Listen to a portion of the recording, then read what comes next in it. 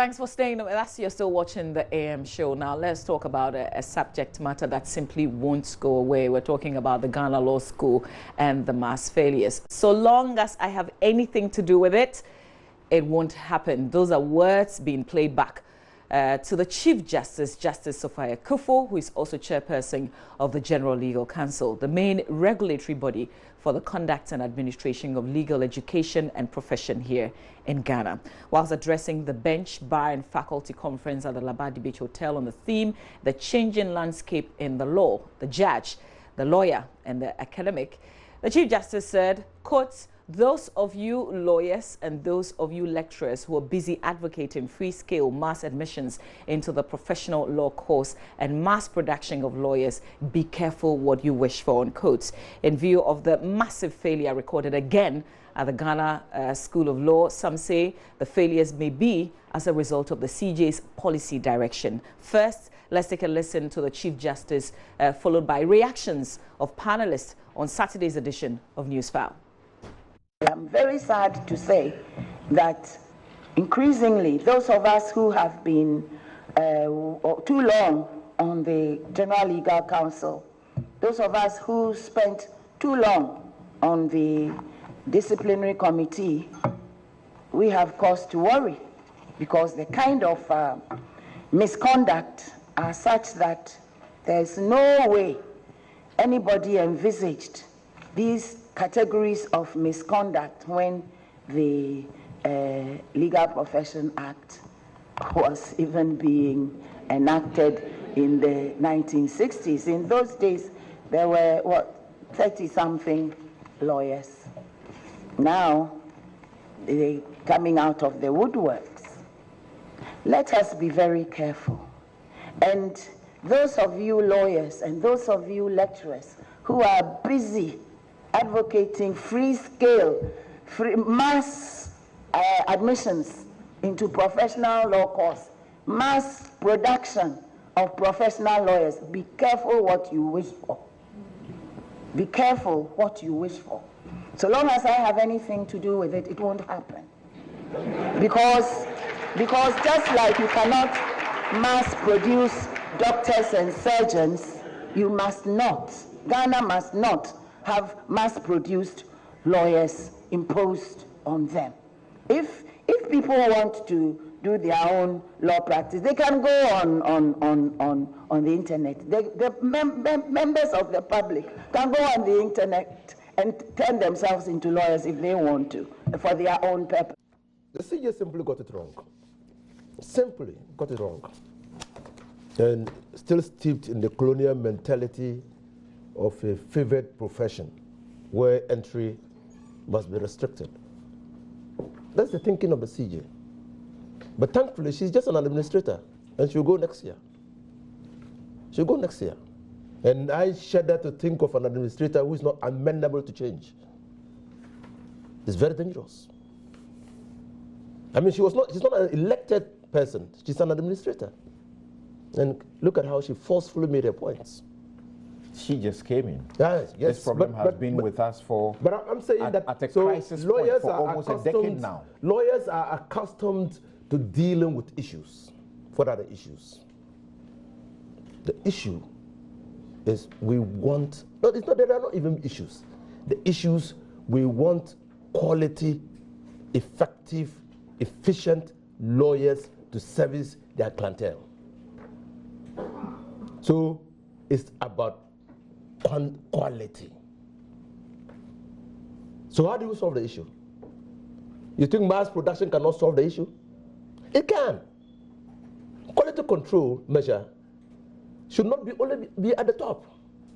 What we are having now is that we are trying to ensure quality control at the top. So we've gotten the strategy wrong. Even in the old days past, at Lagos, before you gain entry into the Faculty of Law, Deputy Attorney General, you had to hit a pass mark of 6, between 8 and 6. That was a process of assuring quality. They selected the best and the brightest. In the Faculty of Law, you had to make the first 40 or you are lucky to be among the second 20 to remain at the Faculty of Law, but they took more than 100. That was quality control. But even with that, with best students selected into the law school, with 7 of the students after the first year, some people still came out with 3rd class. Yes. In the School of Law, you have superior court judges, particularly often in the Supreme Court, who are providing supervision, even for the lecturers. How are you going to get that if you allow all these emphasis there? Okay. But also, I was listening to the CJ. Right. I think she's too conservative. But it's a conservative profession. Oh, it's a profession that must grow with society and be in touch with the modern times. But we have so many people seeking to do law. In 1958, we were about 4 or 5 million. Today, we are supposed to be about 30 or so million. We've opened up the space for education on all levels. Right. And indeed, as the economy expands, you would need the legal dimension to it. So it's obvious that we must open up the space. I'm not saying that just open it anyhow. I've been reading law, studying law, reading law books and things from the street corner. I will never become a lawyer. So I would not go to the internet to seek to be a lawyer there. I think we must open up our minds. The philosophy the Chief Justice is pushing forward is very conservative. It's not going to help this country. An expanding modern society. It is never going to happen. The philosophy the two of you have problems with, received a rousing applause from the lawyers who were in that auditorium. I was surprised. And the judges who were there. I was surprised. And I wanted to have a clip of those who were clapping to know exactly who they were and what they are and where they come from. Something is wrong with the system. Systemic problem, failure, somewhere along the line. We are refusing to understand it. I've been following Professor Azar over a long period. He's such a dedicated patriot. He's taking this up as if it's his baby. And he's right. I think it's about time we get a national conversation going and find ways and means of, please reform the system. The CJ, I'm sure she's talking from good, a sincere point of view, but she's wrong. Okay. Sincerity is not a substitute for science when it comes to dealing with such challenges. So let's hear from the Deputy Attorney General, then we'll come to Professor Sagwaji here. And Kpamka, the fact that you had such a unanimous, welcome. Let me speak as a layperson.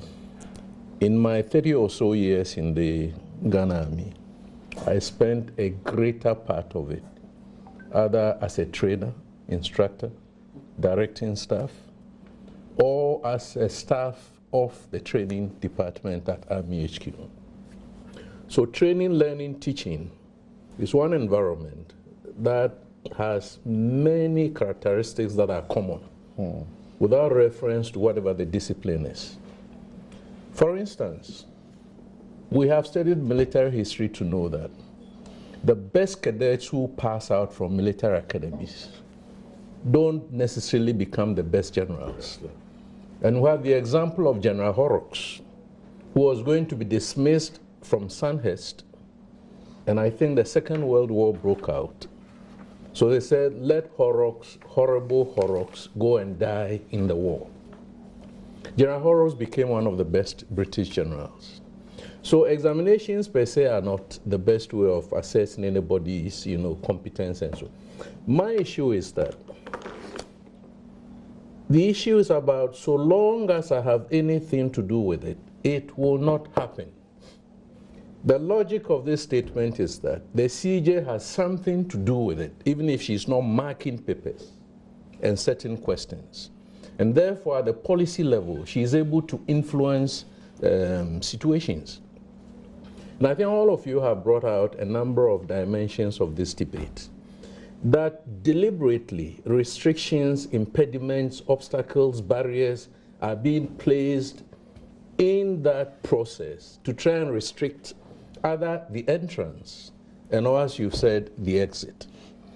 And that betrayal of that idea comes out clearly that on radio I've heard many people say that when they have failed to enter, some have gone outside to Nigeria, to Gambia, wherever, have qualified and come back and been able to practice.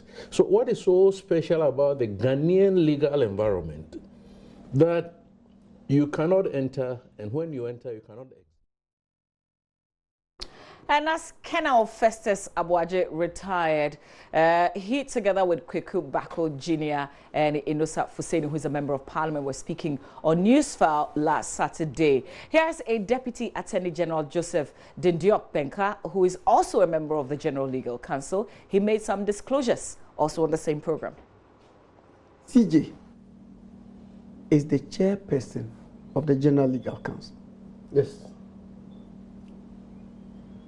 But the CJ is not an examiner.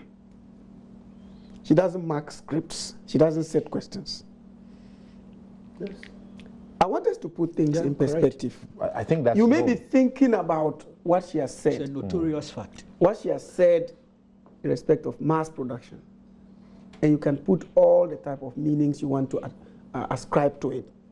But the fundamental thing is whether or not she has the capacity to directly interfere with mass production of lawyers if the people are capable. If which people are capable? The students are capable if of you are coming running out the in institution their and you say by policy, for as long as I remain the head of this institution, forget it. You are telling me that down there somebody can act contrary to that instruction? No, the point is this. You see, for example, next week we are going to call about 300 and plus lawyers to the bar next week. 306. I think 306 of them. Yeah. We are going to call them to the bar next week.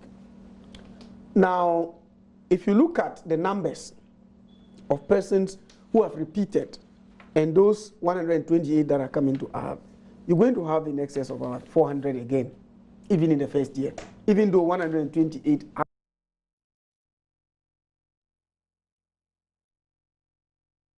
And that's a Deputy Attorney General commenting on this matter on Newsfile. Now, we're going to do a number of things. I have some students who join me in the studio, but we have to go on Skype now and speak to Theophilus Edwin Coleman.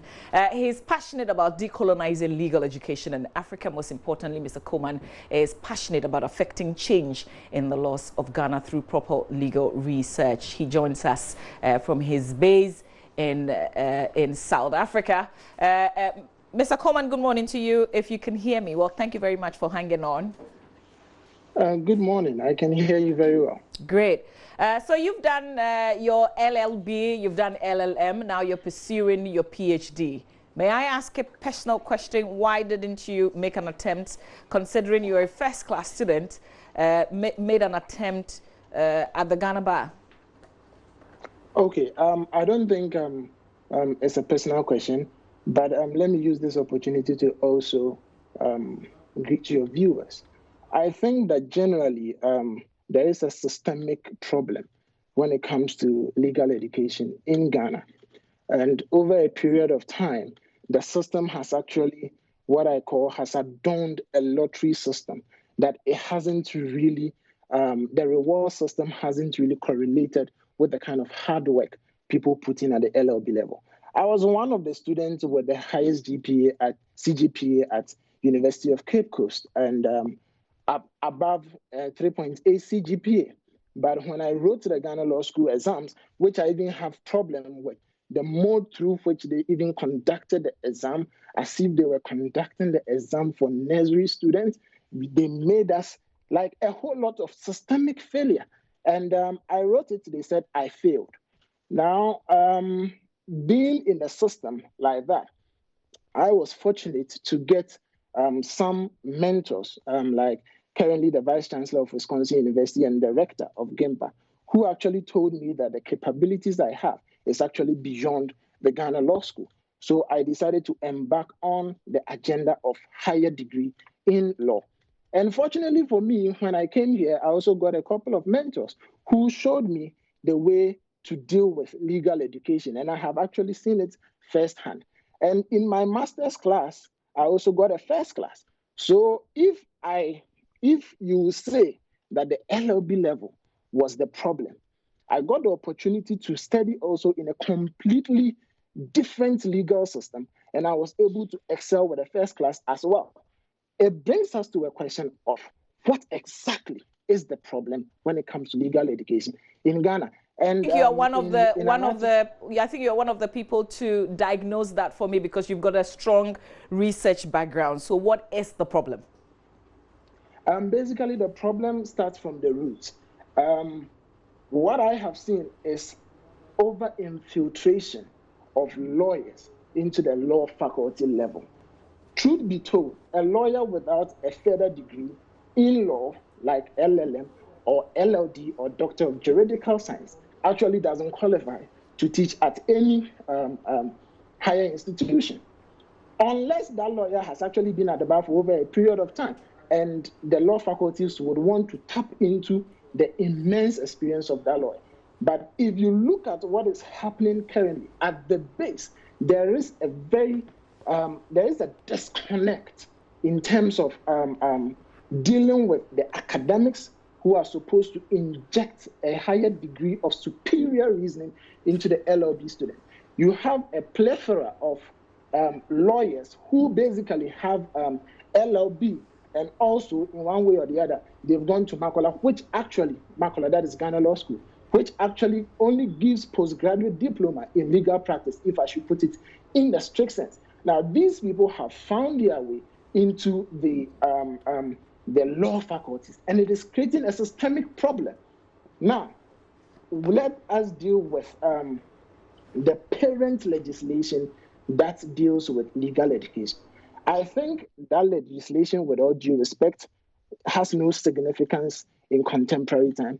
It has served its purpose. It was situated in a particular political, socio-legal context, and that socio-legal context is different in contemporary time. And there is an attempt to foist that parent legislation in contemporary time, and in my view, that is what is actually creating the problem. Now, the reason why I'm saying the parent legislation is the problem is that if you carefully study the Act, the Legal Professions Act, and all other instruments dealing with it, you realize that it creates a disconnect. It delinks basically. So let me put it this way. Every advanced legal system or legal education creates what I call a tripartite relationship. There should be academics, that is law professors, people with LLM, people with all those things studying, teaching people. There should be judges, there should be lawyers, people who would want to do law. You realize that anybody who enters the law faculty, any law faculty, has a legitimate expectation of entering into Makola. So there is a confluence of a lot of people who haven't really explored other options of legal profession. And that becomes a basic problem. So for instance, you get lecturers even standing in class telling students that law is all about Makola, which is totally false and preposterous. There are higher, there are other exploits that we can get from legal education. Yeah. But the Legal Profession Act has placed immense focus on people becoming lawyers.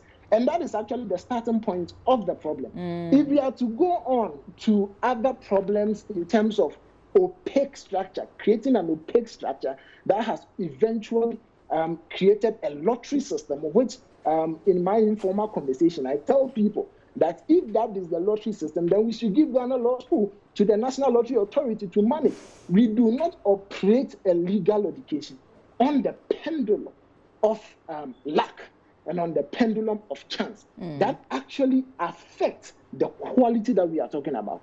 So at the base, the people who are supposed to actually deal with legal education, who are supposed to inject some sense of who are supposed to inject that form of encouragement for others to see that there are other exploits in terms of legal profession are actually lawyers. And it is becoming a problem. If you have a whole legal education that has existed for over 60 years and no university in Ghana is actually running a PhD program in law, it is actually a complete So Theophilus, I have to ask you this. You know, I have personal friends who sat for this exam who didn't make it, and I can tell you that a lot of them are broken. I mean, because at this point you haven't applied yet to do an LLM, so you have to wait for next year. What do you do within this time? What should be the mindset? Do you prepare to retake this exam? Do you look for other avenues? How do you even find within you, other things that you can do?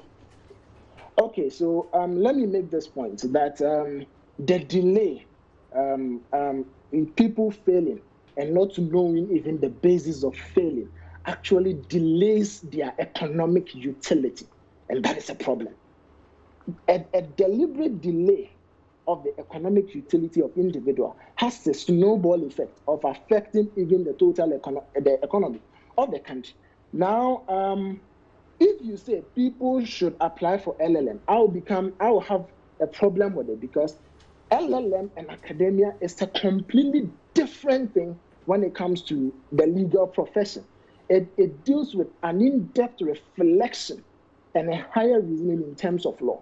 It calls for people to actually prepare their mind to actually do it. Now, what is happening is actually causing people to use LLM as a stopgap measure, as a cool-off period, which is actually bad. So those people will eventually come back into the legal education, and because they were not actually enthused to do higher education, it becomes a problem again. So within the structure, I feel that, and I have done that elaborately in an article that will come out very soon, that it is a deliberate creation of artificial scarcity. And looking at what the Chief Justice said, it is very unfortunate. And as an academic, as a young scholar, I completely disagree with her, because there is no correlation with professional misconduct with mass production. Otherwise, you are even defeating even that kind idea of crime is an unending process. It is human behavior. It does not have any correlation at all with production of quality lawyers. So if we have this base, if we have a group of people who think that law should be for a few, then it's a problem. I have highlighted a couple of problems. Now in Ghana, we are thinking of using drone to deliver blood. Well, we are actually. We're not thinking of. We are. We are, exactly. We haven't even thought of the liability that can potentially come out of it. This is a matter of unmanned vehicle. What if it falls on somebody's head? What is the liability regime in terms of that? We are talking about instances of fourth industrial revolution. Some companies have come to establish corporations in Ghana dealing with artificial intelligence. Yet we think that law and legal education should be constricted to that highest degree. I think that is absolutely preposterous. So finally, Theophilus, you wrote the exam, you didn't get in, you didn't hit the streets. But now, students are going on a march next Monday. They're going red. How far do you think this action would go? What do you think about the momentum that's beginning to pick up on this? We've always talked about it. Now the students are actually going out there. Yeah, to be very honest, let me deal with the students themselves. The students haven't realized that they are dealing with a lottery system. So people get into Ghana Law School and then think that they are actually the smartest and begin to actually look down on people who actually worked hard during their LLB level. So I have a problem with the students. I've been told that when you go, the first thing they tell you that out of 1,000 something, you are the people who pass. It means you are the smartest. That is actually a very, excuse me to say, something that shouldn't even be said. We should deal with the substance of the matter. And now let me use the opportunity to deal with something that is actually preposterous, that is actually unconscionable. One, when you are filling the Ghana Law School exam, the entry form, there is a part that you waive your right to seek for remarking. Who does that? Well, but if you don't do it, you don't get to write. You don't even get to write it. Do they have any option at all at the point of filling the forms? No, you see. The point is that because internally our system is not creating other avenues. The parent legislation dealing with legal education failed to actually look into the future. To be very honest, in 1960 they were literally begging people to go and do law. In 2019, the situation is different. Yet we are still dealing with this act. And yet when lawyers who are supposed to protect and defend the rights of other people are going to seek to actually do that in pursuance of their dream, you put in a clause that sort of prevents them from seeing the actual legitimacy or the situation of the exams they wrote. That is unconscionable. That is actually an exclusion clause that shouldn't even be there in the first place. And we have been tamed as law students. People who are supposed to seek for the rights of the others, we have been tamed. Now, at this point, yesterday when I got the information that I will talk on JoyNews, I spoke to my mom. The first thing my mom said is, are you sure you won't be victimized? This is the kind of mentality that we have. This is the kind of mentality that when you begin to talk, they begin to victimize you. How do we develop our legal system with that mentality?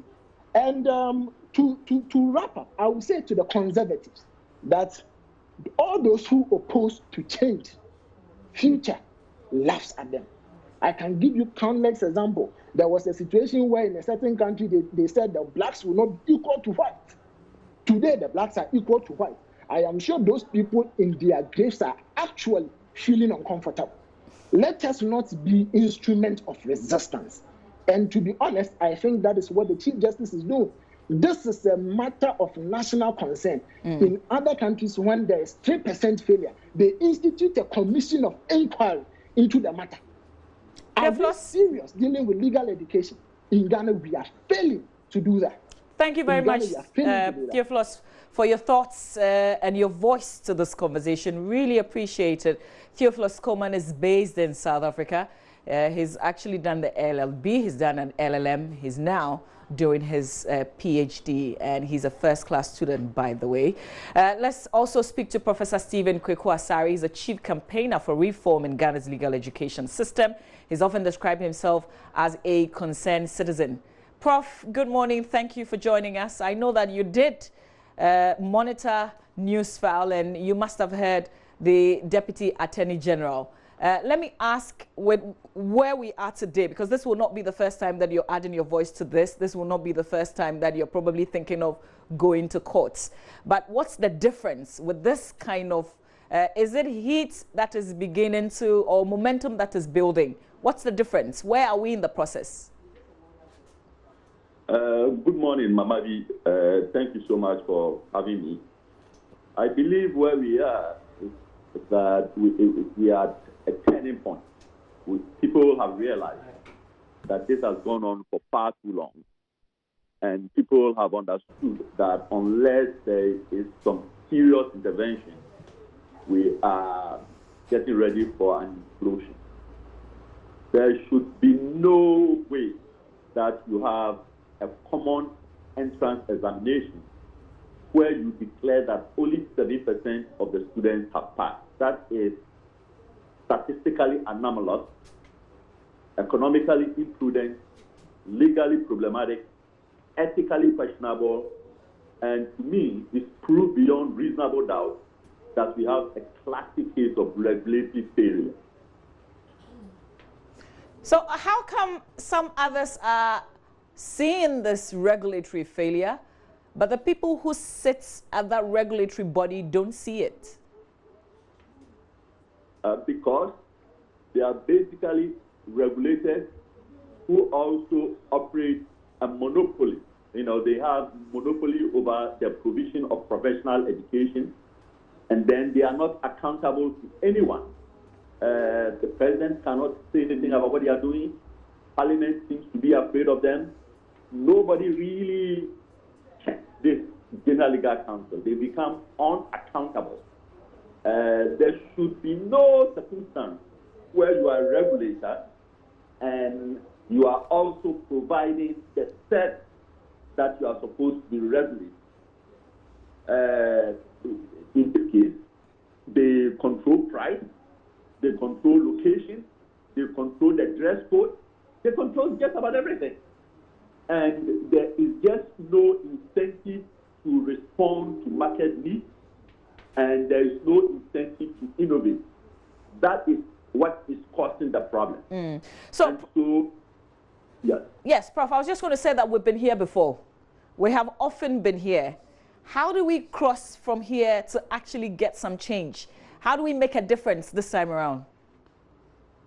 Parliament must act, and act very quickly, because the General Legal Counsel is not an unaccountable body. And even before Parliament acts, I'm calling on the Attorney General to exercise her power under Act 32 to give direction to the General Legal Counsel to reverse this anomaly. Look, I've been teaching for many, many years, and no matter how hard you try, all exams are different and they can present some problems. So when you see the grade, the raw scores on the exam, every good professor, anyone who understands psychometrics, would understand that the score should be standardized or F. You cannot have an exam and say nobody is going to the law school because nobody had 50. Suppose you had an exam and everyone had 49. Does that mean the law school should be shut down because nobody had your magical 50? No. That means this particular year, there's something wrong with the raw scores. And the way you do that is to standardize the raw score or adjust the raw score or curve the raw score so that you have a distribution that is acceptable. That is why I said to you that it is statistically anomalous. And the results that they are presenting, there's something fundamentally wrong with the thinking that went to the creation of the results, because they don't understand grade. They don't understand raw scores. Raw scores should never be presented in the manner that they are presented if they know the basics of statistics. The second thing is, how do you operate a law school where you claim you have a capacity for 1,000 students and yet admit only 128? It is economically imprudent. In my opinion, it is also ethically questionable, coming so soon after the Chief Justice has declared that mass production of lawyers would be over her dead body. It almost appears to the naked eye that this type of exam result is an agency, it's a tool to perpetuate the Chief Justice's declared objective of not allowing mass production of lawyers. And on that, Prof, there was a response from the Deputy Attorney General who said the Chief Justice does not mark scripts. These are students who sat the exam. How would she know the outcome of the examination? Because even though the Chief Justice does not mark scripts and the General Legal Counsel members do not mark scripts, they approve the cut-off for what is called pass. The examiners do not declare who goes to the School of Law or not. The examiners just grade the scripts and they send the scripts to the General Legal Counsel. It's up to the General Legal Counsel to set a curve. They cannot just take whatever raw scores are giving them and say, well, our hands are tied because the raw scores say nobody should go to School of Law. That any regulator who does that doesn't understand scores. He doesn't understand statistics. He shouldn't be in the business of telling people whether they should go to School of Law or not based on scores. Raw exam scores should be adjusted by the regulator. The Independent Examination Council, they just grade. The Independent Examination Council can come out and say, everybody who did the exam got 49. It doesn't mean the General Legal Counsel should say, well, the IEC says that everybody got 49, so this year there is no School of Law, there is no admission to the School of Law. if that is the case, we don't need a general legal counsel. We just need a robot. We just need a computer. And the IEC will feed the scores to the computer, and the computer will make determination. Okay. We put people there because raw scores from exam to exam are likely to vary and vary substantially. And so you have to standardize the scores before you make decisions based on them. Okay. So I completely disagree with the declaration of the Deputy Attorney General, who, by the way, says he favors this notion of all LLB candidates being given the opportunity to study the professional course and take the bar examination or the qualified certificate examination. The Attorney General herself also supports the same stance. And they have the power. They have the power to do that, to change that today. Today, the Attorney General can go to her office and say, look, we are allowing all LLB candidates to study the professional courses at the School of Law or other institutions. They can go to University of Ghana, they can go to University of Cape Coast, they can go to anywhere, or they can even study on their own. And then in July 2020 or July 2021, whatever the time, they can come and take their bar exam. And when they pass, we are going to enroll them as lawyers. That can be done today. I don't know what is stopping them. There's nothing stopping them from doing that today. Well, I would also argue that in my mind, the distribution of scores and the number of people that they're admitting is antithetical to their obligations under Act 32. Under Act 32, the core duty of the General Legal Counsel is to provide opportunities for LLB candidates to study professional law at the School of Law or other alternative institutions. What they are doing is not providing opportunity to LLB candidates. What they are doing is actually denying opportunity to LLB candidates. So there is a legal problem here. Look, the nation has to come together on this and say, no, this type of aggression will not stand. We have to reverse this notion that out of 1,820 students, we are only going to allow 128 to go to the School of Law. That should never happen in any serious country. What are they going to study at the School of Law that they cannot study at their own law faculty? They are going to study civil procedure, criminal procedure, evidence, taxation, conveyancing. These are all regular law courses. There's just no reason why you should get up every morning to go to Makola to study this course. These courses can be taught by Professor Atububa and others at Legon, or other people at UCC or KNUC, USC or UDS. The School of Law was created in 1958 just because Osagyefo Kwame Nkrumah wanted people who had not gone to the university to get an opportunity to quickly train as lawyers. Because in those days, most of the lawyers were supposed to be UP lawyers, and Nkrumah wanted a quick way to also train socialist lawyers, so to speak. And then over the years, it was decided that anyone who has an LLB will be admitted to the School of Law as a finishing type of school, to take some courses that are considered, professional, bookkeeping, and so on and so forth. But we have outgrown the School of Law model. We have completely outgrown the School of Law model. We were talking about 30 students in those days, 40 students in those days, at most 100 students.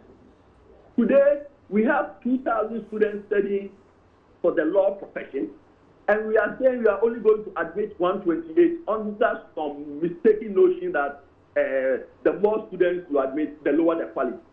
Well, Prof. No, just land for me. It is tragic. Prof, this will not be the end of this conversation. I thank you for allowing us to wake you up to add your voice to this morning's conversation. That's Professor Stephen Asari from his base in the US, by the way. When we come back, I've got two students. Regina Mega is a convener, National Association of Law Students, and Prince Ganaku is a former LSA president. The Gimpa Law Faculty will have a brief conversation on their action next Monday. The CJ is the chairperson of the General Legal Council. Yes. But the CJ is not an examiner. She doesn't mark scripts. She doesn't set questions. Yes. I want us to put things in perspective. I think that's you may be thinking about what she has said. It's a notorious fact. What she has said in respect of mass production. And you can put all the type of meanings you want to ascribe to it. But the fundamental thing is whether or not she has the capacity to directly interfere with mass production of lawyers if the people are capable. If which people are capable? The students are capable if of you are coming running out the institution and you say by policy, for as long as I remain the head of this institution, forget it. You are telling me that down there somebody can act contrary to that instruction? No, the point is this. You see, for example, next week we are going to call about 300 and plus lawyers to the bar next week. You know, 306. I think 306 of them. Yeah. We are going to call them to the bar next week. Now, if you look at the numbers of persons who have repeated and those 128 that are coming to our, you're going to have in excess of about 400 again, even in the first year, even though 128 are.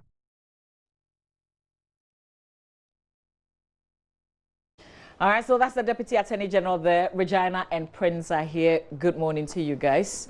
Thank you for coming. Thank you. There's something happening on Monday. Explain to us, who's going to explain what's happening on Monday? Why this protest march? Okay, thank you, Mama View, and good morning to all your listeners. On Monday, 7th October, there's a protest march calling for reformation in the legal education. Why are we here at this time? Because there have been a lot of advocacy over the years. Even Professor Sari started a case in court which allowed for the abolition of the entrance exam. That was in 2017. The Legal Council didn't act. 2018, a petition was sent and the AG wrote back to the conveners that they'll be directing the General Legal Council to do the right thing. Nothing has been done. We're at a crossroads. We've had it. Students are coming together. We've mobilized. You see, at the end of the day, most people were scared to come out because of the supposed victimization. And as I spoke to Theophilus, who's now based in South Africa. Yes, who said yes, everybody's scared. But today, students have had it. They are at the crossroads. They are asking for reform. You can't be using a 1968 model in 2019. Nkrumah was a forward-thinking president. What he instituted in 1968 is today being applied now. So what are we doing now? What is the way forward? We are asking our leaders to also think ahead, think of the next generation. That is why it is not about the 1,692 people who failed. It's about everybody. That is why it's the 128 that was joining hands with the 169 to march. So we are here now to just let people know that, look, law students have done due process. There's a court order. Petitions have been sent, behind the door engagements have been done, ongoing discussions with stakeholders. But I think it's high time everybody comes on board to demand for the change. So Prince, I see that even beyond the over 1,000 who sat for the exams, you're trying to get people even in the faculty to join. Why is that important? It's, if you are a law student right now and you are sitting there, you look at the smartest person you know. Some of the smartest people I know, Emmanuel Ejakuminta, Chad. These people are incredibly brilliant. And you have people going ahead of you, the valedictorians across all the faculties. Not one single person made it into the Ghana School of Law.